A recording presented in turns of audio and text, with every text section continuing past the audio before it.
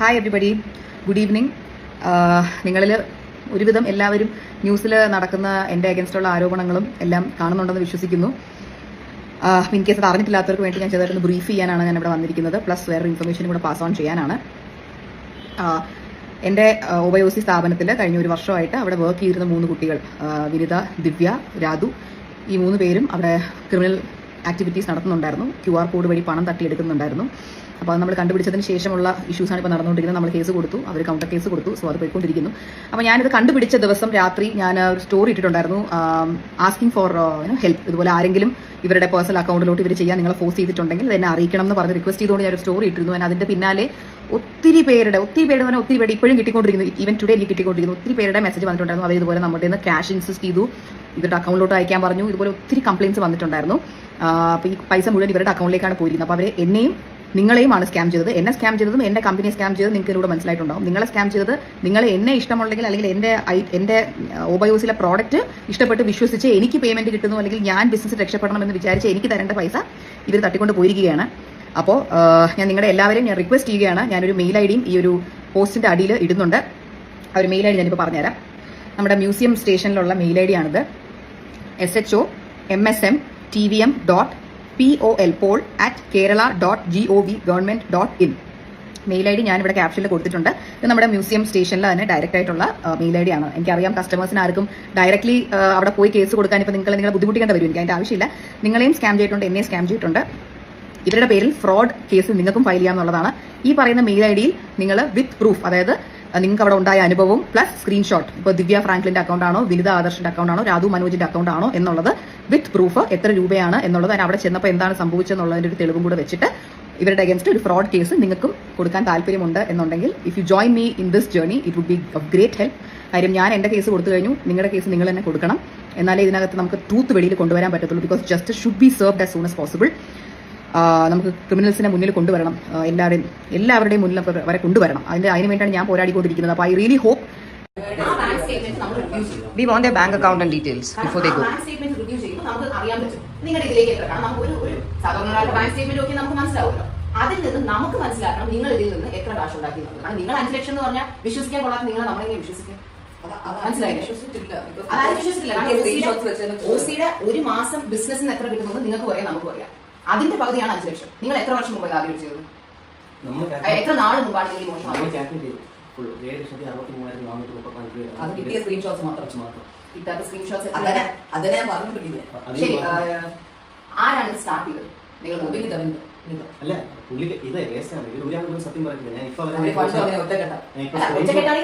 ഒറ്റക്കെട്ടാകുമ്പോ ഒരുമിച്ച് പോകാമല്ലോ, കൂട്ട് കാണും. ഇതാരാണ് ആദ്യം സ്റ്റാർട്ട് ചെയ്തത്? വിനിതയോട് ആദ്യം വന്നത് എത്ര നാൾ മുമ്പാണ് ഇത് ആദ്യം വെച്ചത്? ആ ടൈം ലൈൻ പറയും. നിങ്ങൾ പറഞ്ഞ് മനസ്സിലാക്കി കൊടുത്തൂടെ? സത്യം പറഞ്ഞാൽ നമുക്ക് ഇത് ക്ലീൻ ആയിട്ട് ഡീൽ ചെയ്യാം.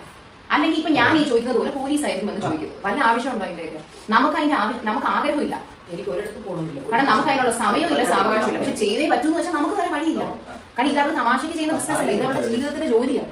പറ, എപ്പോഴാണ് ഇത് ആദ്യമായിട്ട് ചെയ്തത്? എത്ര നാൾ മുമ്പാണ് ആദ്യം ചെയ്തത്?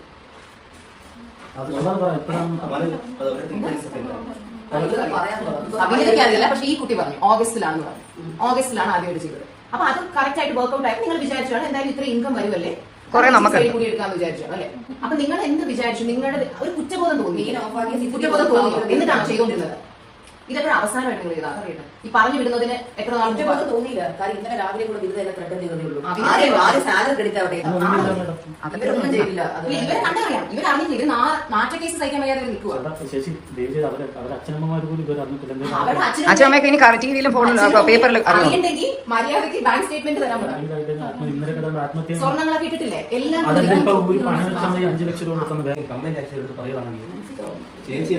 ചേച്ചി എന്താണ് ഇങ്ങനെ പറയുന്നത്? നമ്മൾ എത്ര ഓർഡർ നന്നായി പ്രത്യേകിച്ച് ഓർഡർ കൊടുത്തിട്ടുണ്ട്. അറ്റ്ലീസ്റ്റ് അതിൽ നിന്ന് കുറച്ച് കാശ് നിങ്ങളെങ്കിലും ഉണ്ടാക്കുന്നുള്ള ആ ഒരു നന്ദിയെങ്കിലും കാണിച്ചാൽ ജോലി ചെയ്തുകൂടായിരുന്നു.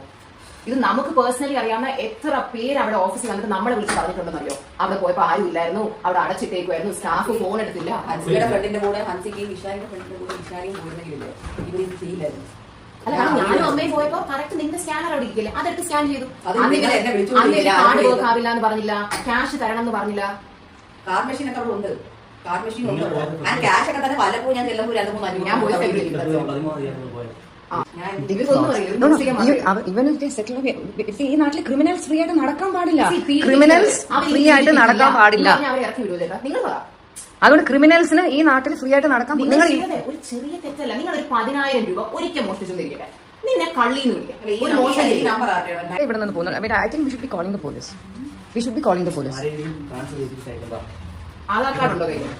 ഇതൊക്കെ എവിടെ കൊണ്ട് ഒളിപ്പിച്ചു വെച്ചിട്ടുണ്ട്? പുറത്തിറങ്ങി നടന്ന ആധാർ കാർഡും ID കയ്യിൽ വെക്കത്തില്ലേ? ആ സ്കൂട്ടർ ആരോ ഓടിച്ചു വന്നേ?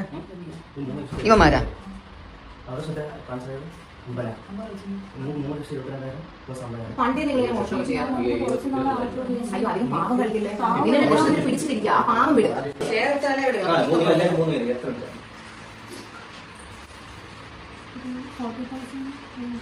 1 ലക്ഷം രൂപ എന്തായാലും 40,000 പേര് പറഞ്ഞെങ്കിൽ 1 ലക്ഷത്തിന് മുകളിൽ നടത്തുന്നതാണ്. കാര്യം ഇതിന്റെ 2,000 തിന്നു പറഞ്ഞവരാണ് അവർക്ക് 7 ലക്ഷത്തിന്റെ കണക്ക് കൊടുക്കുന്നത്. അത്രയൊന്നും ക്യാഷ് പേയ്മെന്റ് കിട്ടും. കാര്യം എനിക്ക് മെസ്സേജ് ഒത്തിരി പേര് പറഞ്ഞു ഇവർ ഇൻസിസ്റ്റ് ചെയ്ത് ക്യാഷ് തന്നെ തരണം എന്നത്. അതെന്റെ ചാറ്റ് വിടും. ആര് ചോദിച്ചാലും ഞാൻ കാണിച്ചു. ഞാൻ ഇന്നത്തെ അല്ല ഞാൻ പറഞ്ഞേ അല്ല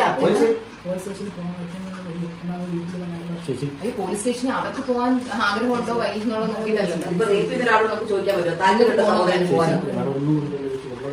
ഓരോരുത്തരും ജോലിക്ക് അപ്പോയിന്റ് ചെയ്യുന്നത്. കാരണം എവിടെ പോയാലും എന്നെ പറ്റിച്ച പോലും വേറെ ആൾക്കാർ പ്രഗ്നന്റ് ആയതാണ് നിങ്ങൾക്ക് നല്ലൊരു ഓപ്പർച്യൂണിറ്റി ആയത്. ഞാൻ ഹോസ്പിറ്റലിലായിരുന്നു പല ദിവസം കൊടുത്തു. അത് അറിഞ്ഞു ഒരു നവംബർ ഞാൻ ഇവരോട് പറഞ്ഞിട്ട് ഹോസ്പിറ്റലിലാണ് എനിക്ക് വരാൻ പറ്റില്ല. എന്ത് ജോലി നടത്തിയത് 2 വീട് വാങ്ങിക്കായിരുന്നു. 2 വീട് 1000 മണി അല്ല ഇവരെടുത്തില്ല, മാത്രം എടുത്തത് ഇവരെടുത്തിട്ടാണ് കൊടുത്തത്. ഇവരെടുത്തിട്ടില്ലേ? ഉണ്ട്. തീർച്ചയായിട്ടും ഇവർക്ക് നിങ്ങൾ അയച്ചു കൊടുക്കുന്നതാണ്. അല്ല അവിടെ എടുത്ത പൈസ ഇരിക്കട്ടെ, കിട്ടുന്നുണ്ടോ? നിങ്ങൾ ഈ അക്കൗണ്ട് വഴി ട്രാൻസ്ഫർ ചെയ്ത പൈസ ഇല്ലേ?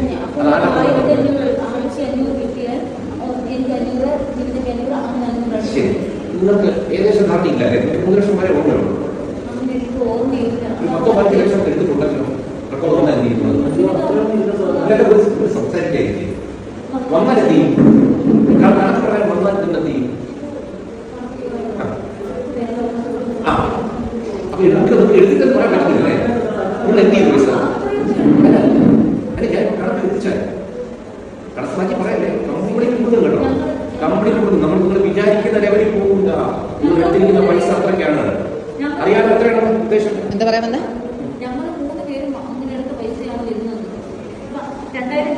അത് മനസ്സിലായി. നിങ്ങളപ്പോ ഇത്രയും നാളായിട്ട് എത്ര എടുത്തു അതാണ് ചോദിക്കുന്നത്.